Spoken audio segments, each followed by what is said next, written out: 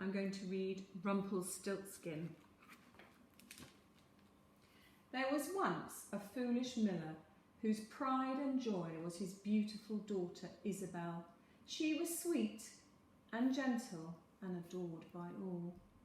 The miller was so proud of Isabel that he boasted about her day after day to anyone who would listen. And a miller is someone who makes flour that we use for cooking with.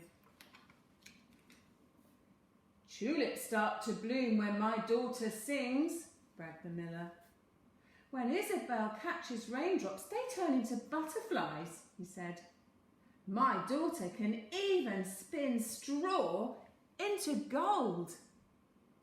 Soon, word reached the king, who rode to the village to hear the miller's amazing stories.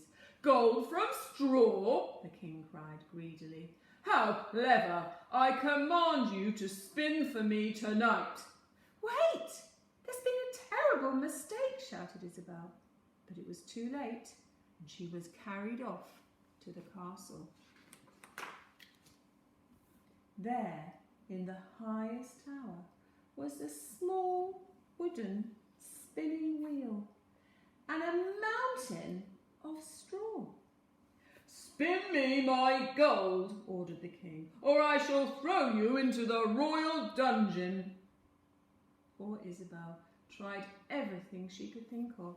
She pedalled the wheel and she twisted the straw. She pushed and she pulled, but nothing worked. And as the stars began to twinkle, Isabel started to cry. If only there was someone who could help me, she wept. Suddenly, there was a dazzling flash of light, and poof! A strange little man appeared. He had a sharp, pointy face and a glittering gold cape. I can spin straw into gold, the little man said, and I will help you for a price. But I'm just the miller's daughter, whispered Isabel. I have nothing to give. Here's my plan, he said. Tonight I will spin your gold, but one day when you have riches beyond your dreams I shall return. You must promise me any pick of treasures then. Oh, yes, anything, said Isabel gratefully. So the little man sat down at the wheel. Whir, whir around its span, making gold coins and crowns and trinkets and trophies until the room glittered with gold. You saved me, sighed Isabel. How will I ever repay you? Just don't forget your promise, laughed the little man. And with that, he vanished. In the morning, the king returned. He was delighted. What glorious gold, he cheered. You truly are a wonderful girl. You must come and live in my castle, and I'd like you to meet my son, Prince Herbert.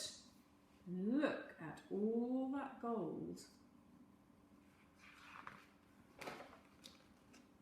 Unlike his father, Prince Herbert was handsome and kind, and he and Isabel fell in love at once. Soon, wedding bells rang out across the land. The years passed, and the happy couple were blessed with a beautiful baby boy called Prince Hugo. They were so happy, in fact, that Isabel forgot all about the funny little man. Until one stormy night, as the lightning flashed, woof, the little man appeared again. It's me, my pretty one, he cackled. I'm here for the treasure you promised me. Oh yes, what treasure would you like? Isabel asked. Gold? Silver? A diamond necklace? No, sneered the little man. I want something even more precious. I want him. And he pointed right at Hugo. No, cried Isabel in horror. You can't take my darling baby. Very well, the little man purred. Then how about a game? If you can guess my name before 3 past, you can keep your baby." And chuckling, the little man leapt into the air and disappeared. "Don't worry, my love," called Herbert, rushing over. "That horrid man will never take dear sweet Hugo." On the first night, Isabel guessed all the names she'd ever heard. Nick, Ned, Norbert, Willie, Wally, Weatherby. "No, no, no," giggled the little man. "That's not my name." On the second night, Isabel and Herbert were up until dawn, thinking up new names. "Is it Bumble Knuckle, Grubble Grunt, Wiggle Boo?"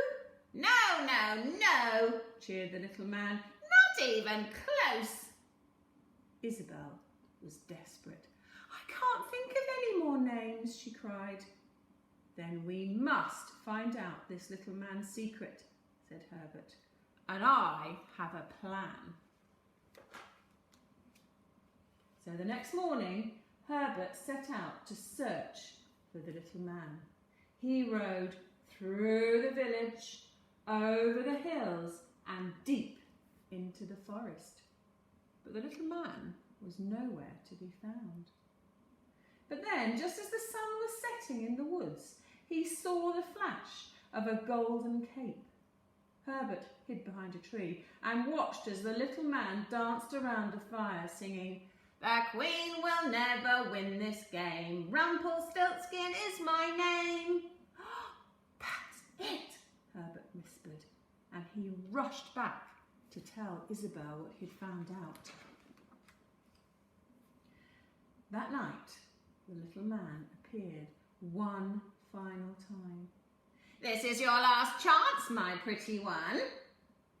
Let me think," said Isabel. She frowned and she scratched her head. "Could it possibly be Rumplestiltskin?" "Doom and darkness! How did you guess?" shrieked Rumplestiltskin. And he howled and he growled and he stomped and he stamped so hard that he crashed right through the floor and fell down, down, down, deep into the royal dungeons below. Rumplestiltskin was never seen in the kingdom again.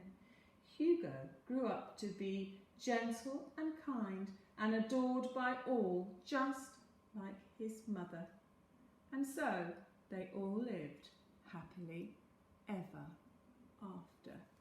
And we say, snip, snap, snover, that story's over.